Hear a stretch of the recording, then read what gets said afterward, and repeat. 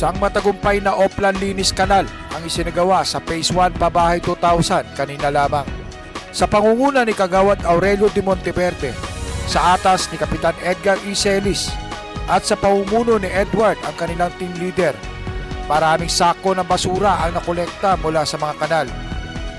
Ayon sa ulat, malaking tulong ang ginawang paglilinis sa pagpapanatili ng kalinisan at kalusugan ng komunidad.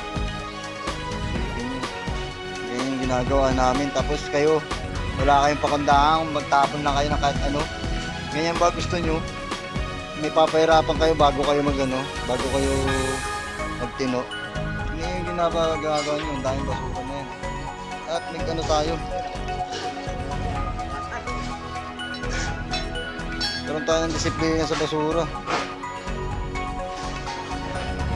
Ayan, kaya na. Nagpapaalala si Kapitan Celis sa mga residente na maging responsable sa pagtatapon ng basura at gamitin ang mga itinakdang tapunan. May parusa ang sinumang mahuli na nagtatapon ng basura sa mga hindi nararapat na lugar.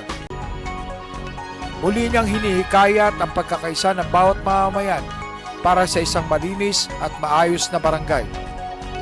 Ito po si Eric Licardo, Wicker, Celis Serbisyong Mabilis, Quezon South Public Information Office.